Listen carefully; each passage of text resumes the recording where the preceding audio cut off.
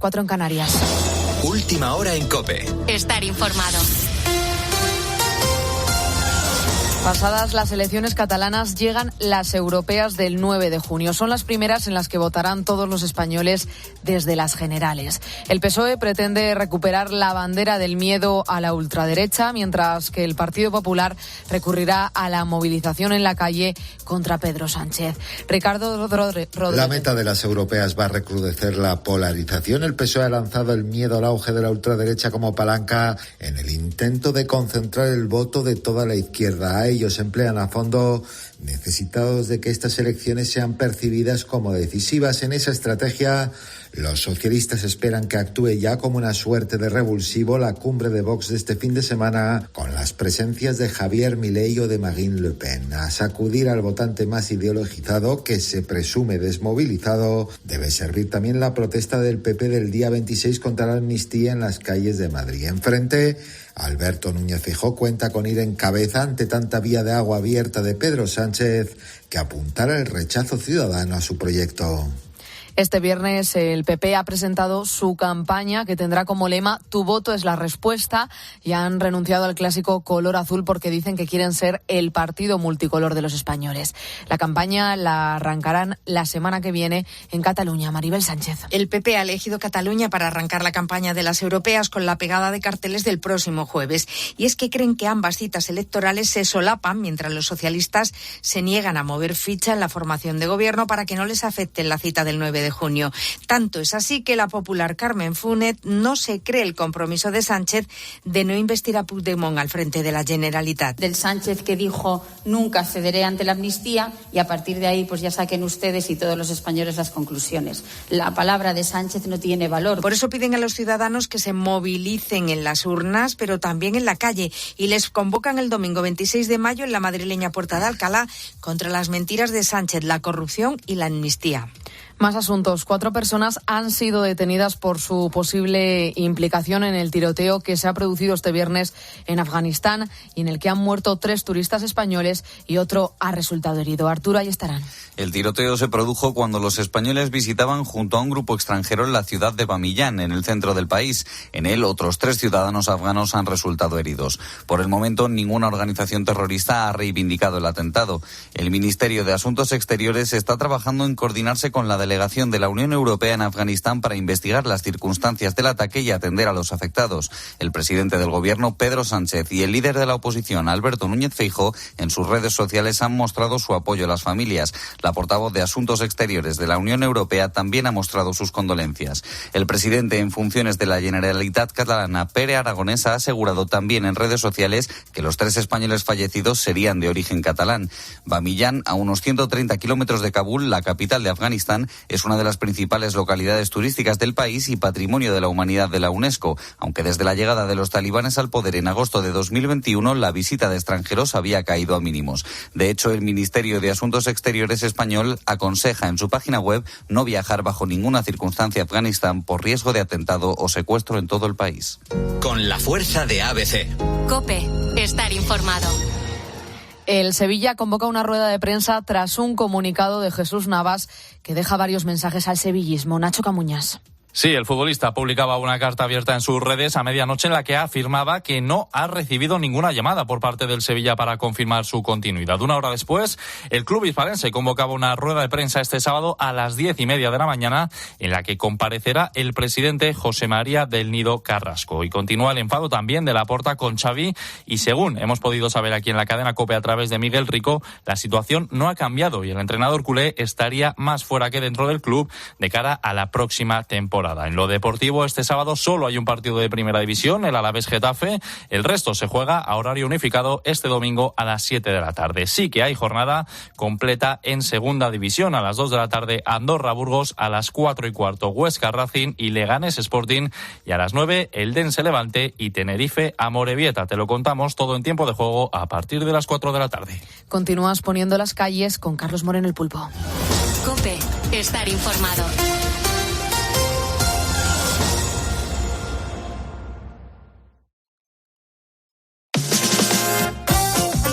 Escuchas Poniendo las calles. Con Carlos Moreno, el Pulpo. COPE. Estar informado. Europea. Están pasando cositas, Sí, yo te hablaba al principio que es que te tenía que hablar de adicciones, Pulpo. Ya. Sí, el consumo de marihuana, que cada vez es mayor. Y además, cuando les trincan porque alguien está con sus plantaciones, se lía parda, ¿eh? Sí, se lía parda porque además no sé cómo logran ocultarlo, tengo que decir, con eso el huele, ¿no? tufe que suelta. Claro.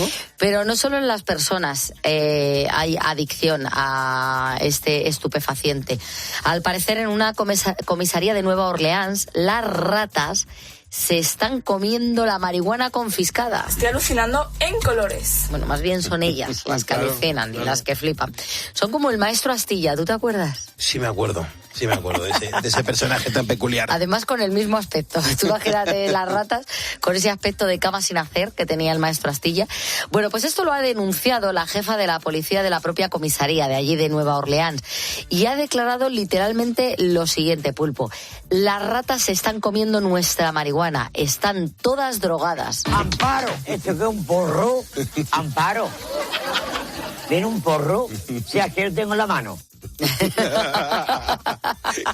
Qué pedazo de pieza de televisión, ¿eh? Es que dejó grandes momentos. Esto era Crónicas Marcianas, ¿no? Donde se iba a conocer Pocí. Claro, el Pocí. Y otros muchos. Sí, hombre, claro. Allí salieron muchos y muy buenos, ¿eh? Y Pocí, y de hecho, pero espera, vamos a ser justos. ¿Pocí salió en Crónicas Marcianas o le descubrió Quintero y luego también fue a Crónicas Marcianas? Era al revés. Puede ser. ¿Eso cómo se retroalimentaba? Puede ser. Pulpo? Pues hombre, porque vamos a ver, Sardá y Quintero tenían su punto friki.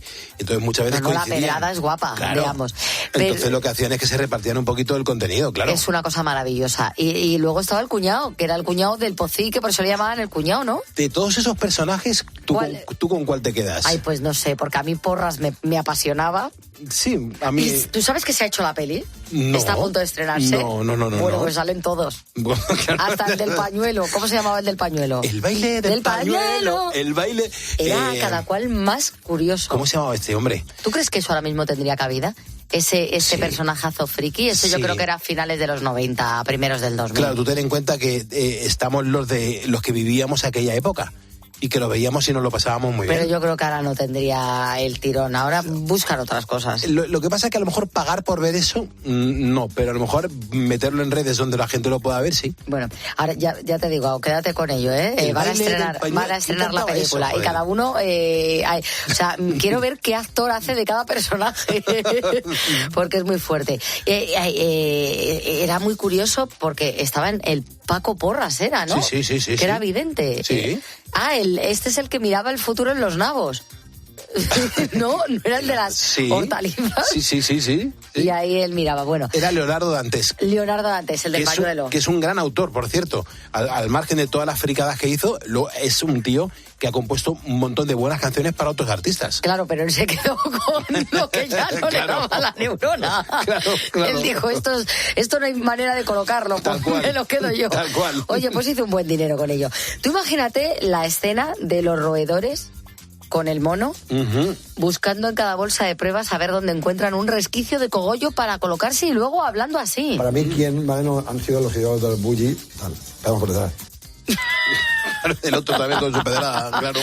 Bueno, esto no es agradable ver a una rata hablando de esta manera. Dice la jefa de policía que es tal la infestación de ratas y el deterioro de la sede policial de Nueva Orleans que incluso han encontrado heces, excrementos, mierda, de los roedores en sus escritorios. ¡Ay, de verdad! ¡Qué asco! Yo es que me quiero morir del asco, la verdad, Pulpo. No, es tremendo todo esto, de Estas cosas que pasan. Bueno, nos vamos con la música. Hay que hablar de los Guns N' Roses porque 37 años después, los responsables de los Grammy han reconocido el error que cometieron con el primer álbum del grupo al no nominarlo a ningún premio en la edición de 1987. Estaba esta joya. Welcome to the Jungle. Y no se le nominó a nada en los Grammy. ¿Y qué ocurre? Que han dicho, pero esto es una muy poca vergüenza la que tenemos. Bueno, pues una de las creaciones más importantes e influyentes del género rock de la época ahora va a tener su reconocimiento. Han decidido incluirlo en el Salón de la Fama de los Grammy. Un reconocimiento que cada año otorgan a 10 creaciones musicales, ya sean singles o álbums. Nunca es demasiado tarde para rectificar. Los Guns N' Roses tienen muy buenas canciones. De vez en cuando les recordamos aquí en Poniendo las Calles. Gracias por estar con nosotros. Somos ponedores.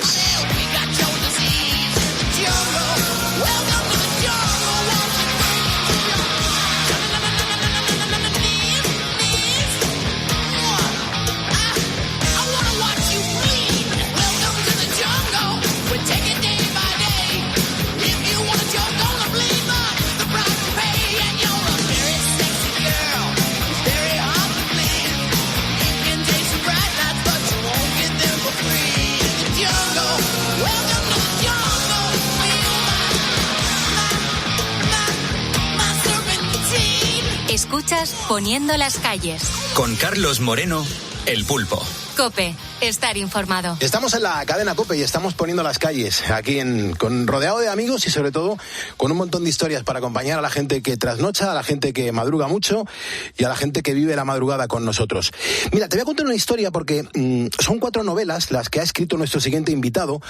Son 4 historias, 4 grandes proyectos de una persona que es escritor por encima de todo. Y lo digo más que nada porque a sus 18 años decidió apuntarse a la Escuela de las Letras y luego ya vino el periodismo. Él es Nacho Montes y aquí está como un campeón poniendo las calles. Nacho, buenos días, buenas noches. Madre mía, con las veces que he venido yo aquí a estas horas, yo ya no tengo edad para estar a estas horas porque me voy a quedar frito. ¿Qué te parece? Pero que somos un montón de personas los que llevamos la vida al revés, claro, y hacemos la radio nocturna. Bueno, es que yo hago de todo, o sea, yo estoy por el día, por la noche, por las tardes, yo soy una cortesana de este siglo, o sea... ¿Qué relación te une a la cadena COPE, Nacho? Pues empecé en COPE... Bueno, con Cristina es como desembarqué. Había hecho algunas cosas cuando estábamos en Libertad Digital con Federico, pero en realidad mi desembarco en COPE fue cuando Cristina pasó la tarde, después de Encarna. Sí. O sea que para mí fue la etapa más bonita de mi trabajo profesional como periodista, fue la de la cadena COPE. O sea, no lo digo porque esté ahora en estos micrófonos, es que fue una etapa maravillosa, porque yo hacía el bisturí los martes con Cristina y los viernes cerraba con una sección de 1 hora, que era el cierre de la tarde de Cristina, que se llamaba El Show de Nacho Montes. Traíamos a gente, faranduleo, o sea, muy divertido, Nacho. Yo rajaba mucho de muchas cosas, hacíamos una sección de moda muy ácida, que es lo que sigo haciendo en una columna de Divinity que lleva ya 15 años, y nos lo pasábamos pipa. Y cuando hacíamos Radio Fuera, que salíamos en plan turné, pues con todos los colaboradores, era maravilloso. O sea, para mí, mi etapa, ya te digo, laboral más bonita es esa, y lo recuerdo, como algo maravilloso. Nacho, ¿te has acostumbrado a tener siempre éxito? Bueno, depende de lo que sea el éxito, porque sí. Dejar un buen pozo. Por donde has pasado has dejado un buen pozo. Pues eso me encanta, porque eso no lo tengo que decir yo, lo tienen que decir los demás, pero tengo buena relación con todos los compañeros que he tenido en todos los sitios en los que he trabajado. Y como tengo muchos años, he trabajado en muchos sitios. Bueno, es que yo empecé aquí muy joven, pero claro, hace muchos años. Es que antes, cuando he llegado, claro, me encuentro con compañeros y dice, ay, hacía poco que no te veía. Digo, bueno, pues yo me fui de aquí hace 20 años. ¿Es verdad? 20 años. Es verdad. Es que tú y yo tuvimos una época de trabajar juntos con Cristina López Slichting. Éramos colaboradores de su programa. Es que eso era en 2005, 2006. Sí, 2004, 2005, pues 2006, por ahí aproximadamente. 2024, pues 20 años. 20 años, o sea que tú eres ese Nacho Montes de aquella época. Sí. Joder, estupendo. Entonces eras un chipirón, no eras un pulpo. Qué mamón, un chipirón. Bueno, como contaba la mayoría de nuestros ponedores, muchos de la gente que nos está escuchando, por cierto, Nacho, aquí a los oyentes no se les dice oyentes, se les dice ponedores, que son los que ponen las calles. Fenomenal. ¿No te gusta el título de ese programa? Me encanta Ponedores, yo soy muy gallina, yo pongo huevos todos los días. Claro, no te van a perder todo. Claro, desde luego que sí. Oye, estábamos hablando de Cristina López Slichting, una maestra y una excelente persona. Pero hoy estás aquí en calidad de escritor y sobre todo para hacer, bueno, pues una mención y una gran labor de contarnos este libro que me parece brutal, Un palacio en Venecia, que has publicado y que es una auténtica novela de cosas maravillosas. ¿Esto cómo se te ocurre? ¿Cómo lo pares? Bueno, empecé con Balenciaga, porque esta es la tercera, no es una saga. O sea, Balenciaga, Schiaparelli y Fortuny son 3 que han ido como muy seguidas, han salido con 1 año y medio de diferencia, y bueno, fue un encargo editorial. O sea, me lo encargó Berenice a través de Imelda Navajo, porque yo todos mis libros los saco con La Esfera, y fue un encargo maravilloso. Primero Balenciaga, después yo propuse Fortuny, en medio ellas me dijeron Schiaparelli y luego llegó este. Como este es el reciente, que es el que quiero hablar, pues nace como algo brutal, porque esto no es más que un reflejo de la vida, de lo que yo he sido, de lo que he volcado en los personajes, y una historia con mucha realidad, de un Fortuny muy desconocido, porque la gente, sobre todo los más jóvenes, no conocen a este Fortuny, que era el hijo del pintor maravilloso, el retratista que era Fortuny, del nieto del primer director del Museo del Prado, de Cecilia Madrazo, que fue la mayor coleccionista de arte del planeta y que era madrileña, y este Fortuny divino que desembarca en Venecia y que hace relación casi de amantes eternos con esa Luisa Casati, que es uno de los personajes principales de finales del 19, principios del 20, que es maravillosa, que es la hija de los condes de Amán, una loca excéntrica y maravillosa, mecenas de arte y una multimillonaria, no solo en dinero, sino en emociones, en sentimientos, en locuras. Entonces, hablar en esta novela hoy en día de la Belle Époque y con estos personajes, pues es maravilla porque tenían toda la libertad que no tenemos ahora nosotros. Entiendo que Fortuny es el de la calle Fortuny, ¿no? En Madrid. Fortuny es de la calle Fortuny y el de muchos clubs, de estos clubes extraños. Sí, bueno, hay un Super Palacio Fortuny y un Super Club Fortuny que ahora debe ser un restaurante de lujo, pero que en su día era un lupanar. Me he dado cuenta que en la primera página del libro, que no es una biografía, pero sí que hay que poner en la balanza la realidad y la ficción. ¿Qué parte hay de cada una de ellas? Porque este libro es que tiene de todo. Todo. Y además la magia de estas ficciones, de estas novelas, aunque sean históricas, es que tiene una parte muy real, que es la pura historia. Yo soy fiel siempre a la historia, al tiempo, o sea, a la relación del tiempo, a la escenografía, o sea, a todo lo que se vivía en ese tiempo, cómo eran las calles, los sitios, los lugares, todo eso es real. Los personajes principales, obviamente, Fortuny y Casati, son reales. Cecina de Madrazo, obviamente.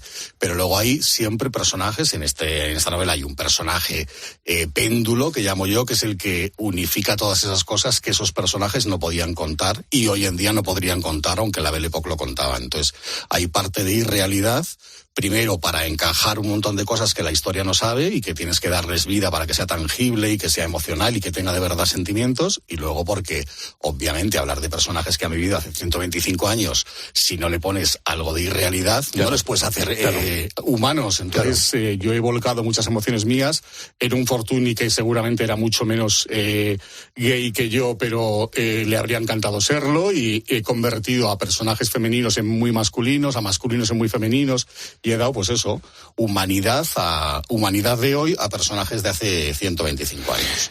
Escribes muy bien, pero mantienes el tono de la charla que conectas, tío. Y eso me mola mucho. Sí, pero en los libros dices... En los libros sí, cuando te enfrentas a un micrófono. Bueno, porque llevo toda mi vida haciendo esto. ¿Sabes lo que me sorprende? Mira, cuando yo miro, por ejemplo, ahí a la Pecera, y hay mucha gente joven. Es maravilloso que en los equipos hay gente muy joven que pueden ser nuestros hijos. Sí, sí, lo son. A veces incluso mis nietos. Sí. El que... Claro, estos vienen aquí con toda esta juventud y toda esta efervescencia que nosotros hemos vivido. Yo la primera vez que me puse delante de un micrófono estaba en la carrera todavía, hice un casting de voces, tenía la voz mucho más grave que ahora, porque era cuando tienes el cambio de voz, pues tendría yo 18, 19 años. Y empecé a hacer radio en directo. De ahí, o sea, primero en cosas muy locales. De ahí pasé a Radio España, la antigua cadena ibérica, donde hice de todo. O sea, hice monográficos con Teresa Viejo, hice cosas... Teresa Viejo. Con Caparrós, con aquel Dausá de Radio Hora, con Peñaloza en los informativos. De ahí pasé a programación. Yo cubrí, siendo muy baby, el entierro de Lola Flores. ¿Qué dices? Sí, para Radio España. Pero que me está... ¿Y que llegaste a conocer a Quique Supermix? Sí, claro, él estaba en el top 40. Que estaba, claro, él estaba ya con Teresa Viejo, claro, por aquel entonces. Claro. Teresa Viejo me encantaba. Esa era mi época de radio, yo ahí tenía 20 y tantos años, entonces, claro, cuando dices, es que tienes, o sea, como que qué gusto escucharte, bueno, pues es que llevo delante de un micrófono casi 30 años, entonces... Y estos chavales jóvenes, que por eso les señalaba, sí, muchas veces los más jóvenes te conocen por tu etapa televisiva, ¿no? Claro. Que siempre queda como mucho más llamativo, pues Supervivientes, tal y cual, pero es que yo cuando llegué a la tele llevaba 20 años haciendo radio. Quizá llegas a Supervivientes por tu historia anterior, sí, que fue la radio, los medios. Un equipaje de maleta, claro, de un montón de historias. Uh-huh. Volvamos al libro, Nacho. Esta es una historia de amor, yo creo que en toda regla, pero con mucho glamour. Nada más que hay que asomarse a la portada porque me parece espectacular. Lo digo porque el diseño, la estética, casi un personaje en la novela, la descripción de cómo visten, la arquitectura, la decoración de esos interiores... ¿Te has recreado en todo eso? ¿Te lo has imaginado o realmente tienes datos de que todo aquello podría ser así? Bueno, lo he vivido porque afortunadamente en esta novela grandes escenarios existen todavía. O sea, el actual Museo Fortuny es el Palacio de Glorfey, que es donde vivía Fortuny con su mujer, y el palacio en el que vivió el de los dos leones, el de Leoni, que fue la morada de Casati, es actualmente el Museo Guggenheim. Entonces tú puedes ir a Venecia y visitar esos sitios que han cambiado de moradores, han cambiado de tiempo, pero los edificios, las estructuras, las cosas siguen estando. Y luego buceando mucho. Yo soy un autor que, como soy periodista, aunque hice primero literatura antes que periodismo, pero como toda mi vida he sido periodista profesionalmente, cuando empecé a hacer novelas, me gustaba mucho la documentación desde cero, hiciese novela histórica o no. Entonces yo he sido de los que he ido a la Biblioteca Nacional a bucear para conocer planos de cómo Mira, cuando yo estuve este verano en Venecia, ya publicado el libro, había estado antes para documentación, y fuimos a ver el palacio, o sea, el Museo Fortuny, actualmente, y estaban arreglando la buhardilla, además no se podía entrar. Y gracias a Eugenia Rico, que es una escritora, bueno, muy conocida y que es muy amiga mía y que vive en Venecia hace muchos años, le dije, Eugenia, ¿tú crees que me dejarían subir a la buhardilla, que es donde yo recreo toda esta historia de amor central de estos personajes? ¡Qué bueno! Y me dijo, se lo voy a decir a la comisaria. Entonces hablaron con la comisaria y le dijeron, es un autor español que ha hecho esta novela, tal, y me dejaron subir, pero como una excepción. O sea, nadie, me dijeron, no puedes fotografiar ni grabar porque nadie puede subir, y entonces nos meteríamos en un problema.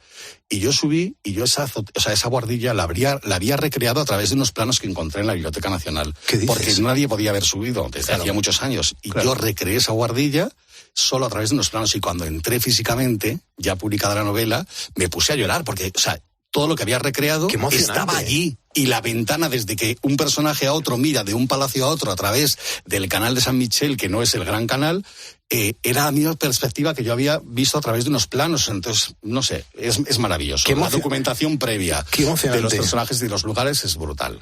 Además, aparecen personajes con vidas paralelas, las que llevan, bueno, pues para la apariencia social, y las que llevan en la intimidad de manera totalmente clandestina.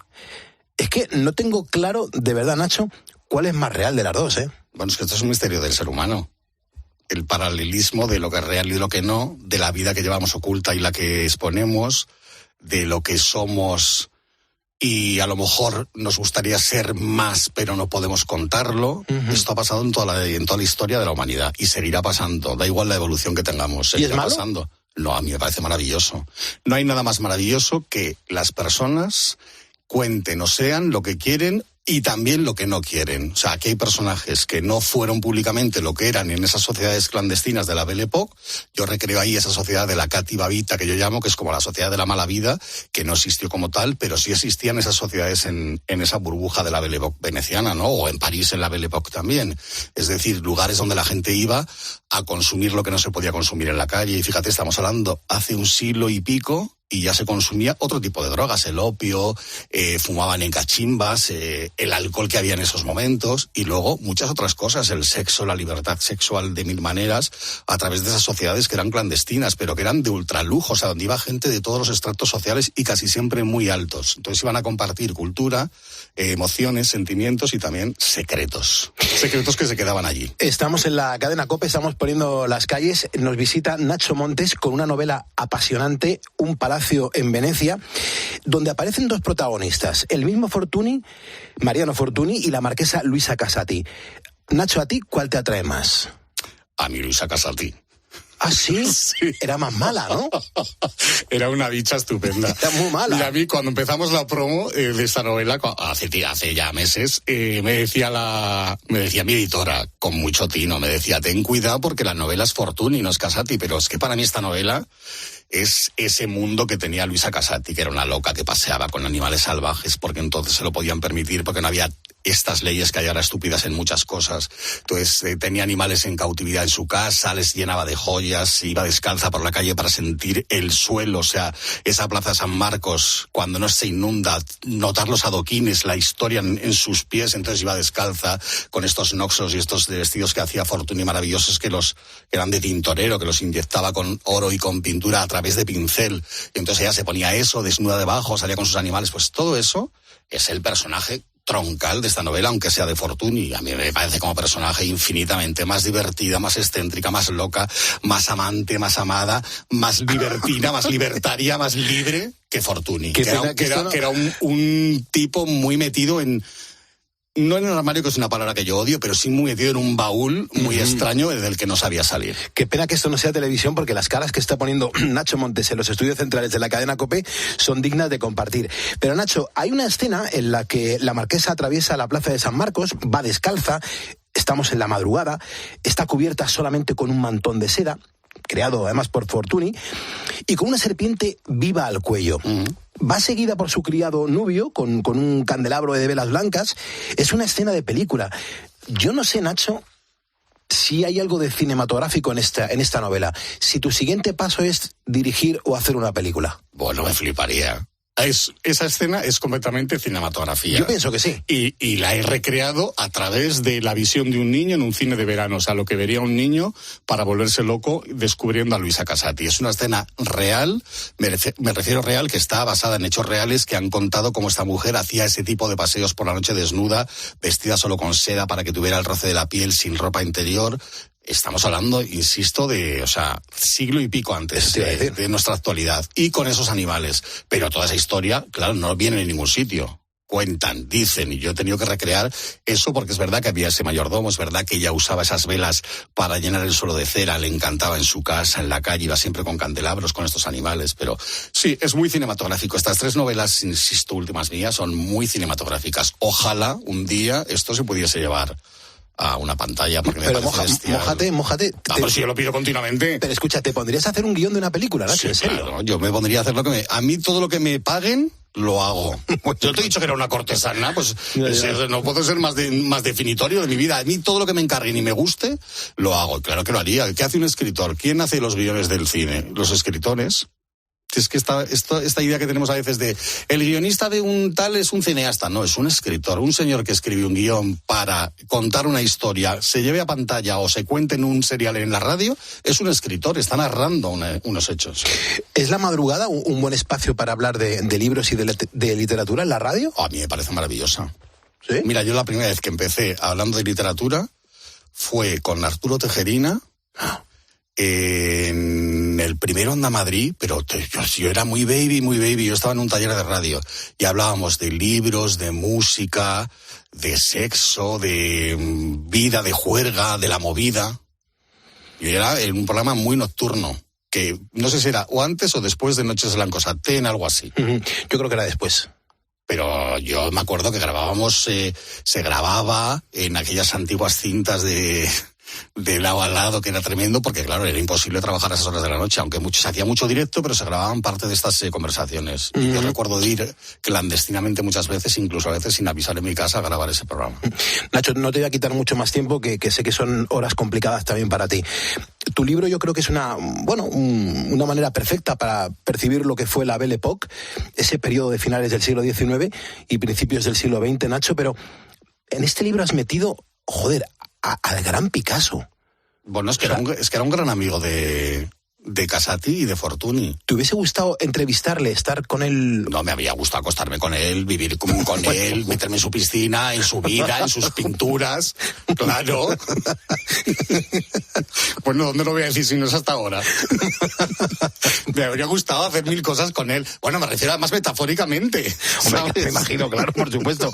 Escucha, ¿cómo se te ocurre meter a Picasso? O sea, a mí Picasso me parece lo más de lo más. Pues mira, porque hay una escena. Voy a hacer un pequeño spoiler para los que no hayan leído la novela. Hay una escena cuando ella estrena este palacio, desembarca en Venecia a través de otras muchas casas, me refiero a Casati, y estrena ese palacio que hoy es el Museo Guggenheim, y entonces en uno de los baños ella cuelga una de las pinturas azules de Picasso. Pero sin decírselo a Picasso, y a esa fiesta le invita. Eso está recreado, está fabulado, porque en realidad no sabemos si fue en ese palacio o en otro, pero es cierto que Picasso tenía relación con Casati porque era una supermecenas, era la hija de los condes de Amán, eran unos grandes coleccionistas de arte, era como una baronesa Thyssen, pero de hace 100 y pico años. Era una señora que amaba el arte y que de repente se hechizaba con ciertos personajes del arte. Y entonces ella compraba arte, si ella se arruinó de comprar cuadros, de comprar casas, palacios por todo el mundo. Y entonces ella tenía encima de un retrete, encima de un lavadero, un Picasso como el que tiene una lámina de museo. Qué pasada. Nacho, dirígete a los ponedores. Hay mucha gente que te está escuchando. ¿Cómo me gustan a mí los ponedores? Yo creo que tienes que dirigir el tiro a quién va dirigida esta novela. ¿Qué tipo de ponedor disfrutaría mucho con esta novela entre las manos? Yo creo que es una novela para todo tipo de ponedores. Y me refiero, es una novela que podrían leer mis hijos si los tuviesen, que de hecho mis sobrinos, los hijos de mis hermanos, la han leído.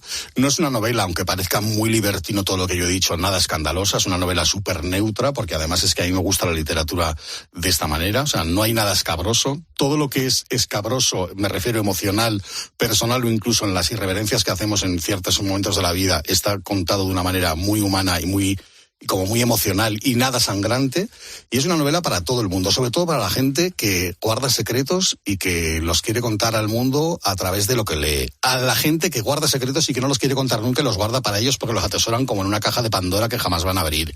Para gente que quiere soñar con cosas que no ha podido vivir y que, no en aquella época ni en esta, y que sin embargo a través de la literatura lo pueden vivir. O sea, yo creo que es para gente que sueña, que vibra, que se emociona. Qué bueno. Pues Nacho, gracias por venir a los estudios de COPE, gracias por venir a poner las calles, la esfera de los libros. Esta novela, este libro, se llama Un palacio en Venecia. Lo firma Nacho Montes y ha estado aquí poniendo calle. Gracias, Nacho, que vaya muy bien. Gracias. Carlos Moreno, El Pulpo. Poniendo las calles. COPE, estar informado. Síguenos en Twitter en @cope y en facebook.com/cope. Más de 800 días después, Ucrania sigue en guerra. Putin avanza en el frente. Países cercanos a Rusia viven con temor ser su próximo objetivo. En busca de respuestas, Ángel Expósito y la linterna de COPE viajan este lunes a zonas en alerta ante una posible agresión rusa. Y se embarcan en la fragata que lidera la misión de la OTAN en el Mar del Norte para proteger a los países amenazados. Solamente subir al barco ya te mueve la piel de gallina. ¿A qué se enfrentan? ¿En qué consiste su trabajo? Este lunes, desde las 7, escucha a Expósito en la linterna de COPE desde el Mar del Norte. Síguenos en Twitter en @cope y en facebook.com/cope. Escuchas Poniendo las calles. Con Carlos Moreno, El Pulpo. COPE, estar informado. Te voy a hablar de un problema más que evidente que se está dando en el sector del transporte desde hace bastante tiempo. Y no es otra cosa que el relevo generacional. De hecho, el sector del transporte calcula que en una década va a necesitar 26.000 conductores, pero claro, la cifra va a ir en aumento conforme vayan pasando los años. Sin ningún tipo de dudas, el transporte es una profesión con futuro y con muchos puestos de trabajo vacantes. Sin embargo, no se encuentran profesionales y el motivo es que estamos ante un oficio muy duro. Ser camionero ya sabes que es complicado porque la juventud no tira por esto, pues no hay más que problemas y trabas y estás toda la semana tirado por ahí adelante, entiendes lo que te quiere y son todos problemas donde vas a cargar y descargar, en el 90% de las veces. Si a un tío le quedan 1.100 euros limpios aquí, tirado toda la semana por el mundo adelante, ¿entiendes? Si los gana de barrendero, de carretillero en cualquier sitio. Es impresionante el nivel de conocimiento que tenemos sobre los camioneros que nos escuchan todos los días en este programa de radio. Nos sentimos autoridad para poder tocar este tema y sobre todo sabiendo que estáis al otro lado de la radio y con el volante entre las manos. Acabamos de escuchar a Manolo Méndez, que a los 15 años empezó a ir con su padre en el camión para aprender la profesión. Él lleva 40 años al volante, pero no sabe si su hijo va a seguir sus pasos. Como te decía, no hay relevo generacional, no existe. Y en España, pues va a empezar a convalidar los carnés de conducir marroquíes para facilitar la entrada de más trabajadores que se pongan al volante de autobuses y también de camiones. Así es, estos conductores solo tendrán que obtener un certificado de actitud profesional. Marruecos se suma así a la lista de países con los que ya hay un acuerdo similar, entre los que están Suiza, Andorra, Corea del Sur, Japón, Mónaco, Reino Unido y Nueva Zelanda. A Manolo no le gusta la idea porque cree que son conductores sin experiencia. Y el 90% vienen engañados, porque todo lo que le cuentan es todo mentira. No hace falta que te subas en un camión, pues la mitad de ellos, si van a venir 2.000, por de los 2.000, vuelcan 1.500. Y andas por nacionales, por carreteras, y el 90% pues ni saben asegurar mercancías, ni saben cargar mercancías, ni saben nada de nada. Lo cierto es que son pocos, o muy pocos, los que se plantean sacarse los permisos C y D en nuestro país. Es decir, los que te permiten conducir un camión o un autobús. Claro, y las empresas pues tienen dificultades para cubrir las plazas. Alicia González, gerente de Transportes Boada, dice que cuando pone una oferta de trabajo se presentan uno o ningún candidato. Normalmente una persona, dos, o no viene nadie, o viene gente para que le pongamos el sello para el INEM, para que nos retiren la aceptación. Hemos estado trayendo conductores de otros países latinoamericanos concretamente. Lo que pasa es que nos encontramos con la burocracia. Igual tienen que estar 3, 4 meses, 5 dados de alta en la empresa hasta que han conseguido canjear sus carnets, porque tampoco dan cita en la DGT. Y si utilizas el autobús a diario, seguro que te has dado cuenta también de que muchos conductores no son españoles. Lo más complicado es encontrar verdaderos profesionales del volante. Así nos lo contaba Marcos Arenas, de la empresa de autobuses Julián de Castro. Cada vez vemos a más conductores en nuestros procesos de reclutamiento, a más conductores de otros países que hace un año, ¿no? Sí que es cierto que el perfil de los conductores que vienen a nuestras pruebas de conducción, pues en cuanto a experiencia ha bajado, y también, pues nos hemos visto obligados también a potenciar concursos y acciones formativas, ¿no? Es que esta noticia, la de convalidar el carné de autobús y camión marroquí al español, pues hay que decir que no ha tenido una gran acogida entre algunos representantes del gremio. Por ejemplo, el secretario de la organización del Sindicato Libre de Transporte, José María Cazallas, cree que la medida provocará que sea una profesión como más precaria. Va a afectar negativamente porque lo que hace es que se precariza el empleo, porque realmente no hay escasez de conductores. Lo que pasa es que es un trabajo que no es atractivo para los trabajadores o en su caso los autónomos. En un gran número de empresas no se cumplen los convenios colectivos, en muchos casos con el salario base en torno a los 1.000 euros o incluso menos. Sin embargo, Juan José Gil, de la Federación Nacional de Asociaciones de Transporte de España, no es de la misma opinión. Dice que hacen falta conductores y que convalidar el carné marroquí puede ser una solución. El sector del transporte por carretera en España, que no es un problema único de España, sino de toda Europa, una falta real de conductores profesionales para ocupar los puestos de trabajo que ofertan las empresas de transporte por carretera en España. Y una posible solución es contratar conductores procedentes de otros países. Lo cierto es que desde 2004 ya podemos conducir con nuestro carné de coche español en Marruecos y viceversa, pero claro, eso no es lo mismo que hacerlo de manera profesional. Y ojo, ponedores, porque el problema de la falta de conductores ya está sobre la mesa, y no solamente en España. Es que según la Organización Internacional para el Transporte de Carretera, en 2028 hará falta 745.000 conductores en Europa, casi el 20% del total de la profesión. Y no hay relevo generacional.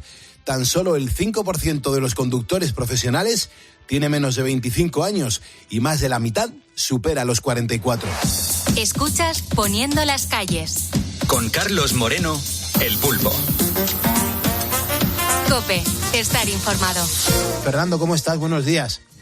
Buenos días, Pulpo. Pues mira, aquí parado haciendo un pequeño descanso, porque la noche es larga, desde la 1 de la mañana que me monté, y me queda todavía 300 y pico kilómetros para llegar al destino. Joder, ¿y vas cansado o qué? ¿Qué pasa, Fernando?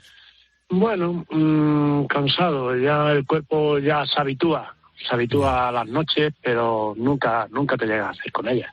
Claro. Siempre tienes aquello que tienes que parar, echar un café, lavarte un poco la cara y seguir otro poco. Claro. Es la vida nuestra. Claro.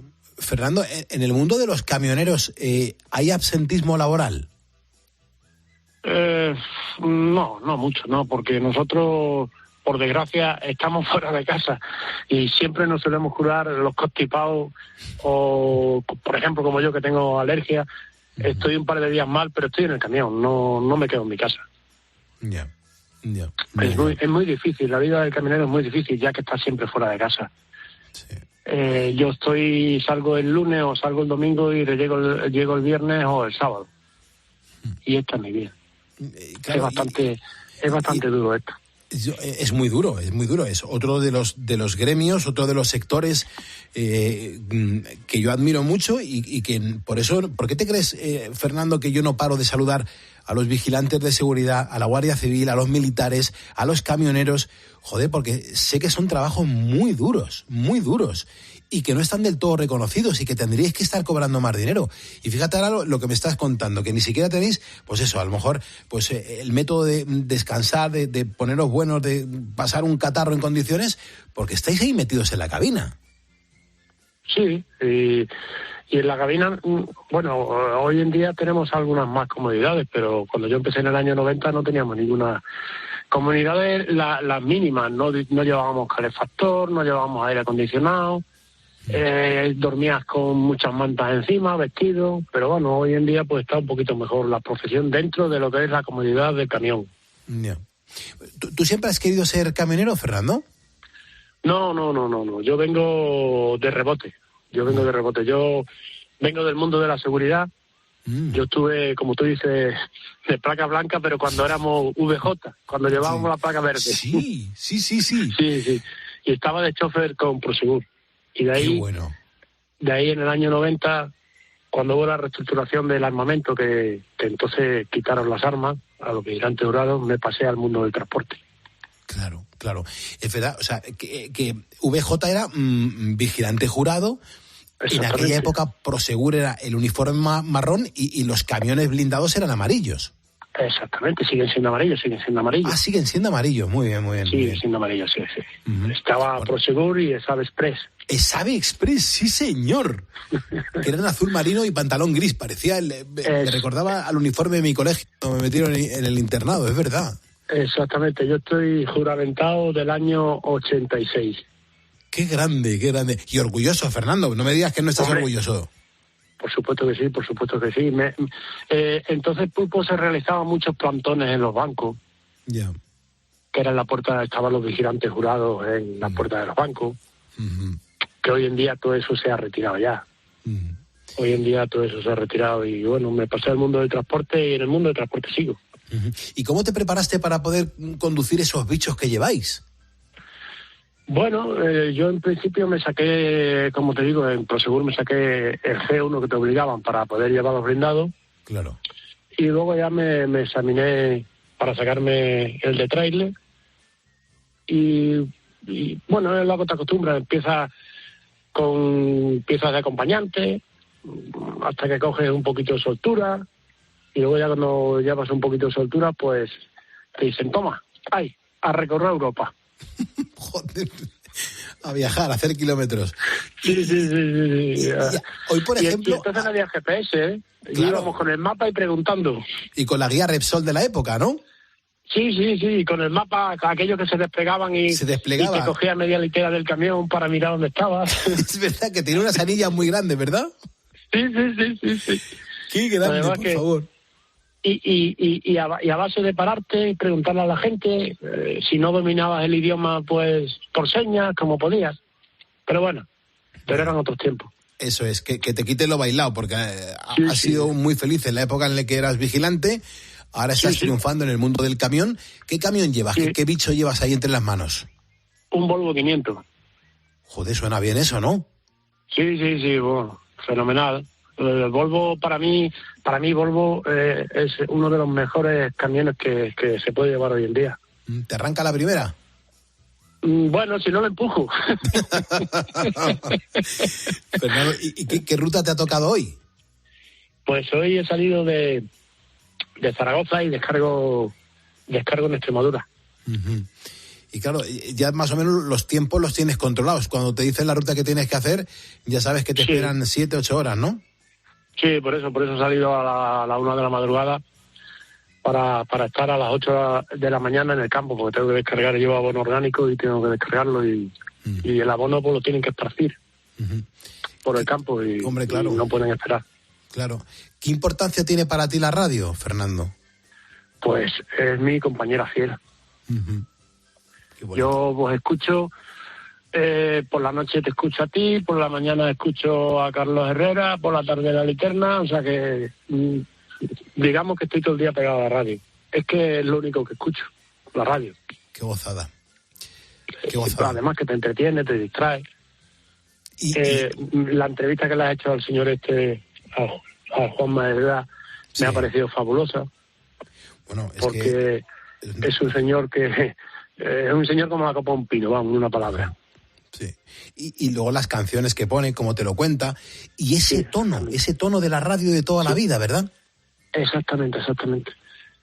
Me recuerda la radio de cuando yo era pequeño. Yo ya tengo 61 años, ya soy mayorcito ya.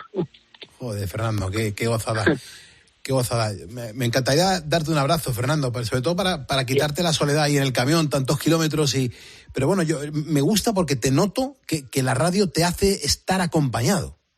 Sí, ya te digo que la radio es mi fiel compañera. Yo no escucho música porque no me gusta la música de decir, poner programas que nada más que música.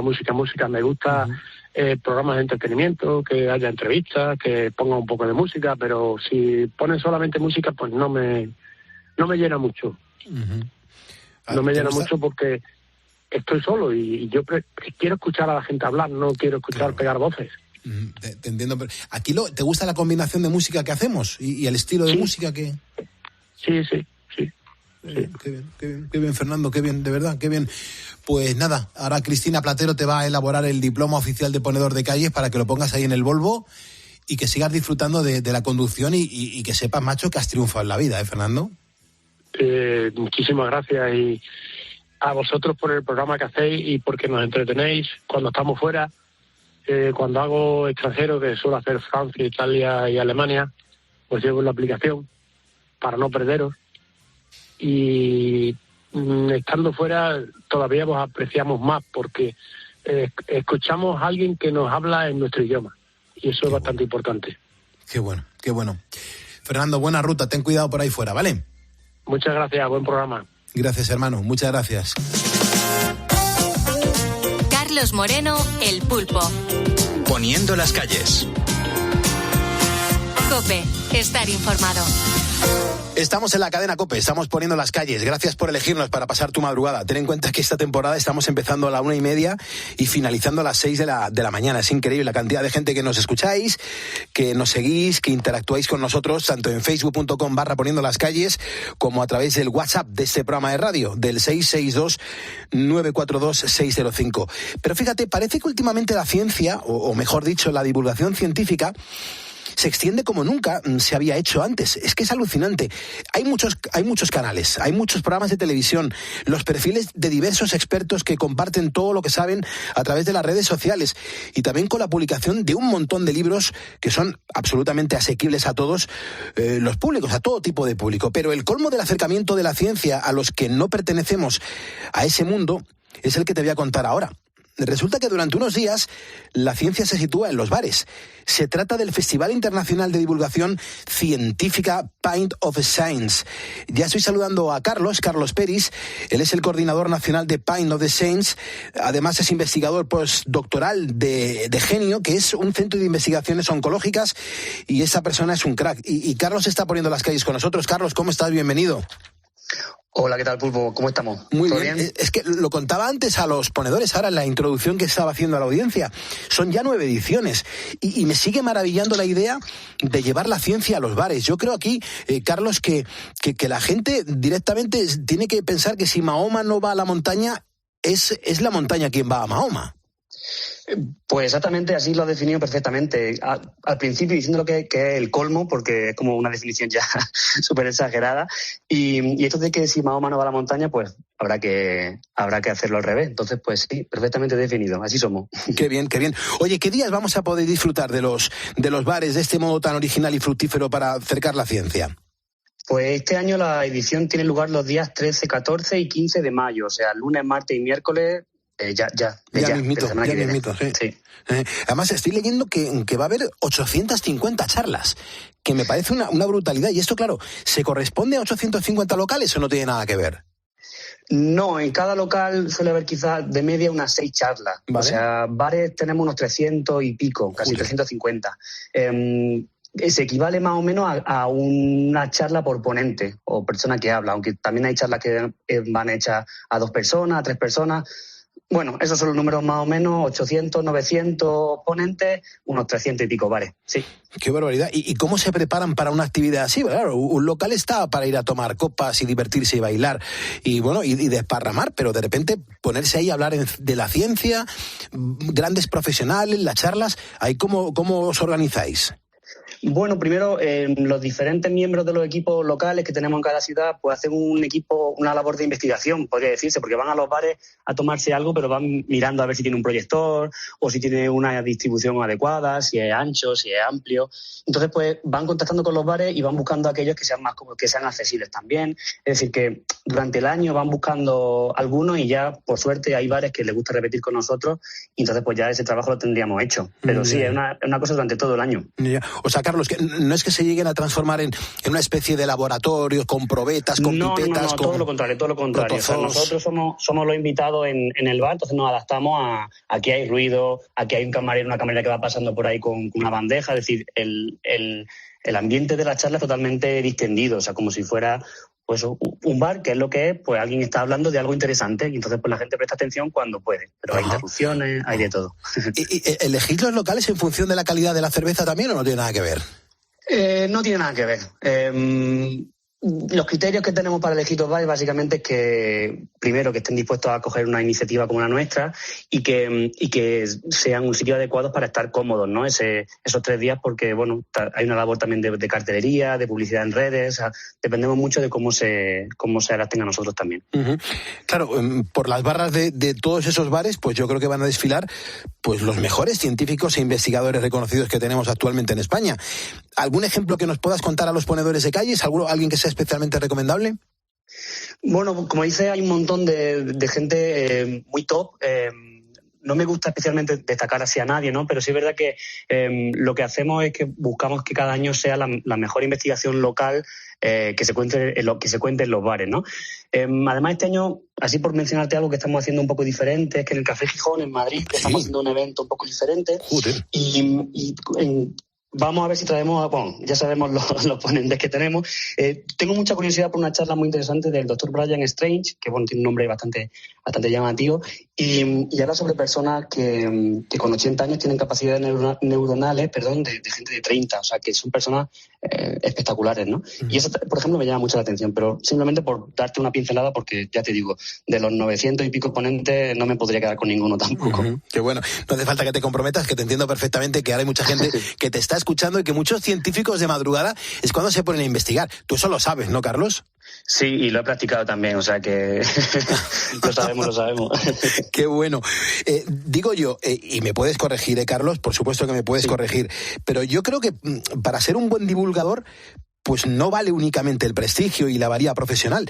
Me gustaría saber qué cualidades debe tener, porque imagino que también se utilizan un montón de recursos para captar la atención. Cada maestrillo tiene su librillo. Claro, ya no es solo el hecho de que tú puedes ser experto en un tema y no ser capaz de contar ese tema a nadie. Entonces, aparte de tener los conocimientos científicos en este caso, pues es muy importante tener actitudes de comunicación, que eso también se aprende. La gente que se dedica profesionalmente a la comunicación pues lo sabe de mucho tiempo, ¿no? Hay que preocuparse de ver cómo llega tu mensaje al público que te está escuchando. En este caso, la adaptación también de los ponentes es importante porque muchas de ellas están acostumbrados a audiencias más académicas, que son especialistas en el tema, y en este caso tienen que bajar el ritmo de esas explicaciones y adaptarlo de una manera mucho más sencilla y más cómoda para los demás. Y eso también es un trabajo que tienen que hacer ellos porque no todo el mundo sabe comunicar. Entonces, pues eso es conocimiento y comunicación, básicamente. Estamos en COPE, estamos poniendo las calles. Te quiero hacer una pregunta sobre tu experiencia, Carlos. Tú eres un crack, comunicas muy bien y esto que vuelves a montar y vuelves a organizar, pues tiene mucho éxito. Pero, claro, tú eres doctor en biomedicina y estás centrado en la investigación del cáncer. Sí. Yo quiero saber ¿cómo se aborda la divulgación en este campo para hacerlo ameno y que sea a su vez entendible a los que no tenemos ni idea? Bueno, se aborda principalmente teniendo mucho amor por comunicar lo que uno hace, ¿no? Algo que nos pasa mucho a las personas que nos dedicamos a hacer ciencia es que nos gusta mucho nuestro trabajo y entonces nos gusta mucho contarlo a los demás, ¿no?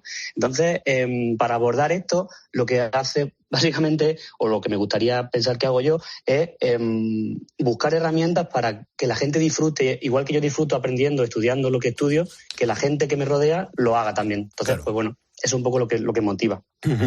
Y ya no te voy a quitar mucho más tiempo, pero sí que me gustaría conocer, Carlos, pues no sé, que eso de la idea de acompañar a la ciencia con una caña o lo que se tercie, es verdad que es una gran idea, pero yo no sé si tendrá su origen en esas charlas que surgen en los baretos, que son muchas veces improvisadas, en los que estamos relajados, que estamos desinhibidos, que ahí podemos soltar pues los libres pensamientos y que nos sirven casi como un focus group, donde dejamos volar la imaginación y donde luego pueden ocurrir cosas maravillosas. Yo no sé si es la situación perfecta para abrir la mente, para estar receptivo, para que surjan ideas que se trasladen luego a un papel, a un estudio y que repercutan en el bien de la sociedad. Totalmente de acuerdo, casi que con total seguridad las mejores conversaciones se dan en los bares. Eso todo el mundo lo sabe, ¿no? Y el hecho de estar en un ambiente distendido y relajado, pues muchas veces hace que aparezcan nuevas colaboraciones, incluso en nuestro festival lo hemos visto, ¿no? Que hay investigadores que coinciden en una charla y dicen, anda, mira, si hace algo parecido o tal, y al final acaban colaborando, ¿no?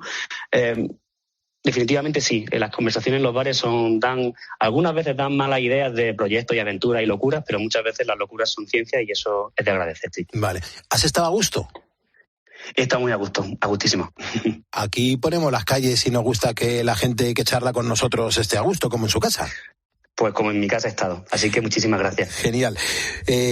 Festival Internacional de Divulgación Científica Pint of Science. Carlos Peris, coordinador nacional de este proyecto tan maravilloso, que además es investigador postdoctoral en Genio, que además es un centro de investigaciones oncológicas maravilloso. Carlos, que vaya muy bien. Cualquier cosa, aquí estamos los ponedores para echar un cable. Muchísimas gracias y nos vemos en los bares. Nos vemos en los bares, claro que sí. Pues mira, ahora te dejo con Gabinete Caligari. La noche ha sido larga y llena de emoción, pero amanece. Carlos Moreno, El Pulpo. Poniendo las calles. COPE, estar informado. Bares que lugares tan gratos para conversar. No hay como el calor del amor en un bar.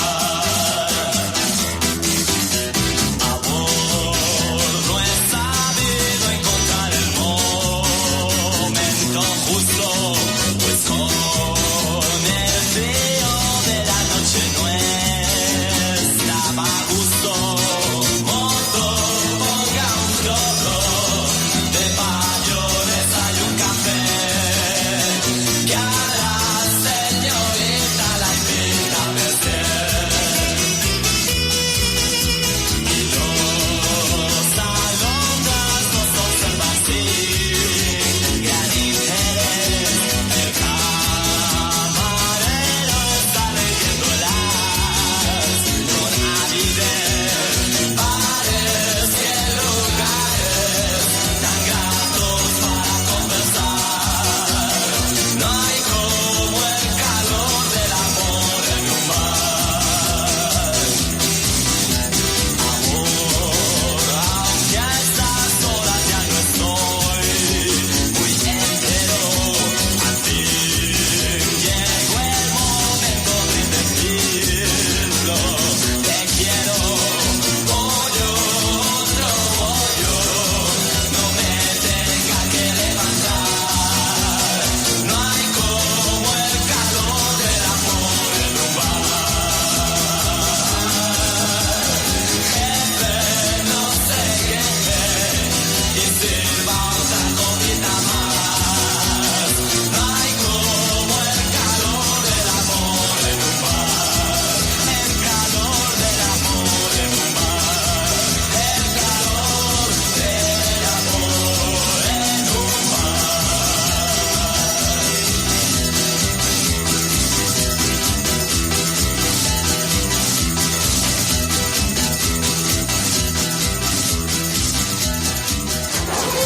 Línea editorial. Cadena COPE.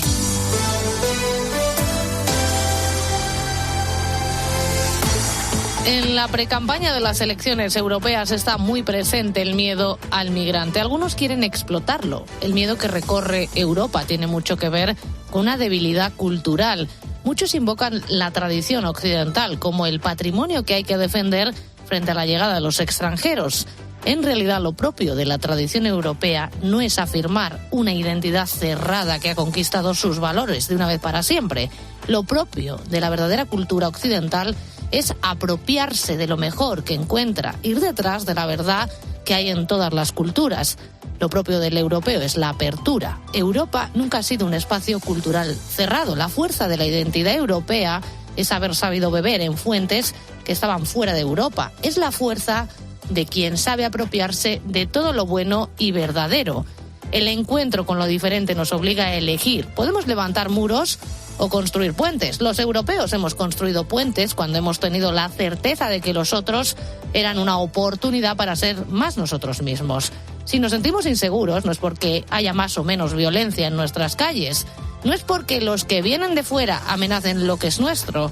Si nos sentimos inseguros es porque lo nuestro es cada vez más un gran vacío. Los extranjeros no nos hacen más débiles, sacan a la luz nuestra debilidad.